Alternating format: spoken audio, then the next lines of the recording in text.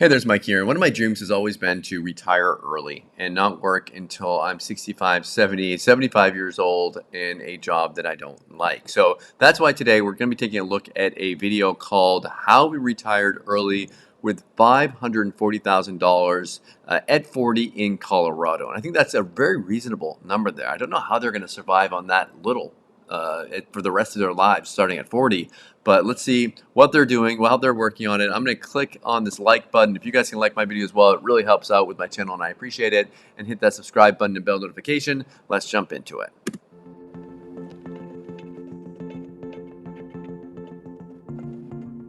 I started getting diagnosed with some fairly serious medical ailments.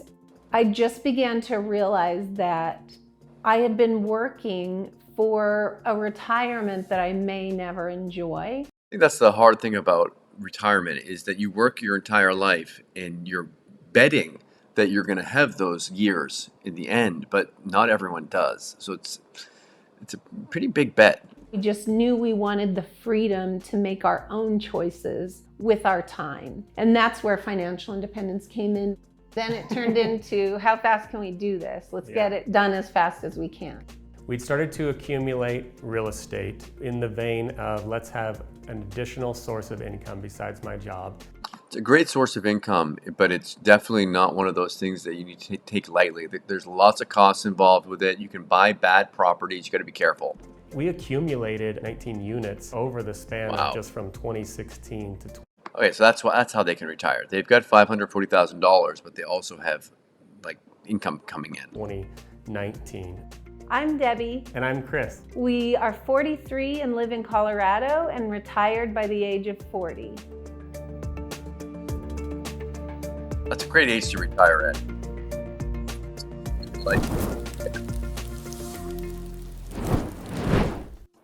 I never wanted to be a millionaire. That was never a goal. Even, now in my 40s, I just want. I don't know if people that want to be a millionaire, I think there should be a reason behind it. Like the money doesn't make you happy. It's the freedom and the security that the money brings you that's nice. Like I don't want to have a nice, crazy car. I just want to know that if I don't have extra income coming in, that I can survive. I wanted to have enough money to be able to pay my bills. Yeah. When I was 21, 22, somewhere in there, I remember reading The Millionaire Next Door. It was eye-opening to me because the stories they highlighted in that book were very similar to what we did. Once it became in that realm of reality that I could maybe be a millionaire, then I did become fascinated with the idea of being a millionaire in both healthy and unhealthy ways. Okay, before Achieving Fire, Chris worked in an IT for 18 years and he made about 110 a year. I mean, that's a nice, decent income. If he puts away quite a bit of it and he invests it, then you can definitely retire early with that. But a lot of people, they don't do that. They just spend all the money that they have. They don't think about retiring. They just think, okay, I can just put away 5% of my income. Put away 50% and see how fast you can retire. Debbie worked as an elementary school teacher for 14 years, made about $32,000 a year. She was diagnosed with an autoimmune disease in 2012 and retired in 2014. So it goes to show you, I mean, you never know what's going to happen to you if you can get sick. It's nice that they had the combined income and that they've been smart. Debbie left her job. We're now completely dependent on my job. Honestly, I'm sure there was more than this, but I tell the story that basically I just stopped going to Subway. Obviously, that's not the whole case, but that's all it really felt like. Once we started tracking our spending a little bit better with budgeting, I was the guy that was always trying to turn the knob down on our spending. If you can track your spending, you're going to realize what crap that you spend your money on. And there's a lot of stuff that is just unnecessary. And you'll be like, holy crap, I can't believe I spent so much on that. Just used to think it was fun to try to spend $100 a month on groceries and just eat what came out of the pantry. Chris and Debbie saved $90,000 and invested $60,000 of that. So we both kind of had this thought, what if you want to leave your job someday? That thought easily turned into how can we use our money to buy us more time? I was mainly hearing a lot of stories about rental real estate Some people were building mega empires with rental real estate. I wasn't looking to do that. I just wanted to have additional income. And in the process of going from we don't know anything about being landlords and real estate owners to let's buy our first property, I scoured the internet and spent a lot of time listening to podcasts, watching YouTube videos, reading blogs and forums. There's so much free information out there. You don't have to buy. Like if you go out there, you're going to find people selling crazy 2,000, 5,000, even more courses and seminars. You can get most of the information that you need in books and in free content.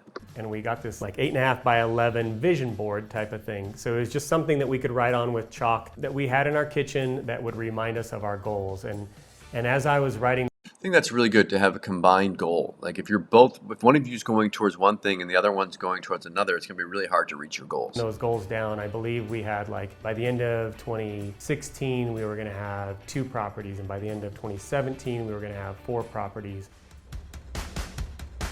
They purchased their first property for $55,000 with 20% down. We were getting properties that other people didn't want. There was something that was a bit of an ugly duckling about them. For me, a very difficult part of this was a lot of elbow grease. Fixing up the ugly things, working on the houses, That's the part that I would have a hard part with because I'm not very handy. getting smoke smells out, painting everything, tearing a bunch of flooring out. I'm spending full days over there. Chris is getting off work. He's spending nights and weekends over at these rental properties to get them ready for tenants and make them nice places to live. And as we were doing that, I'm still saving 50 to 60% of our income through my paycheck. All the extra money we weren't Really smart. spending out of your paycheck was going toward buying more rental homes. All of the cash flow we were getting from rentals was going toward buying more rental homes. They just really went all in with it. I love it. This is a common story that you hear of people that go into real estate. They just go in and they buy, and eventually they're able to live off the income. Accumulated 19 units over the span of just from 2016 to 2019. That's It fast. was a pretty fast and furious 4 years. They currently own 19 units, about 70 properties. It's a lot to. 7 are in Rockford, Colorado, 6 are in Utah, Colorado, and 6 are in Maine. We actually ended up reaching fire at least 3 years earlier than we had projected. Chris joined Debbie in retirement in 2019. They had reached $540,000 in savings and retirement accounts and $1.1 million in real estate. That's amazing for them. So gross income from our rental properties can vary based on vacancy, capital expenditure, rehab, repairs, those kinds of things. But it is between $8,000 to $10,000 per month. And then they probably have to pay off their mortgage. They've got the taxes that they need to pay, insurance. And our net income from our rental properties is between $4,000 to $6,000. Pretty good. So the money we live off of comes purely from our real estate investments. We do I'm surprised he left his job. I bet it was hard for him to leave that nice $110,000 a year. have mortgages on all of our rental properties that we consider business debt. Our tenants pay those mortgages for us essentially, and rents continue to rise as they do so as the mortgage goes down. Right now, our investments look like we have about $350,000. I love seeing these things here. You can see like what they have invested in and just get an idea of what other people are doing. That's great portfolio. In a combination of traditional IRAs and Roth IRAs and a brokerage account. $35,000 set aside in a 529 account for our girls and another $20,000 in I-bonds. I bet they've got quite a bit in mortgage debt. $23,000 a month for work selling route for The insurance that she sells for 1 month a year provides that extra cushion of safety or comfort, as well as some other discretionary spending. Our budget now in fire, it looks very similar to what it was pre-fire in that none of our categories really went any different direction except for travel. We usually have about $10,000 in our travel budget That's a nice travel budget. That's going to allow them to have some nice vacations every year. over the course of any time, and it's more than we spend. Since retiring, Debbie says her health has dramatically improved. I bet she's a lot less stressful. She wrote a book, earning her about $1,000. Nice. Additionally, the couple started a podcast titled Go Bucket Yourself to share their fire experiences. Instead You see this over and over again. These people that are retiring are still doing stuff. They're not just like sitting down and doing nothing. They want to keep on doing stuff, and they're adding more income streams and enjoying themselves. of having a job where I would work 48 weeks a year and have 4 weeks off, I would say now that I work probably 4 weeks a year and have 48 weeks off. And we've found in our lives that meaning and purpose are important to our emotional and physical health, and part of that is around work. We are really enjoying having this freedom of time to make connections, to travel and explore. Our daughters are getting older, whether we like it or not.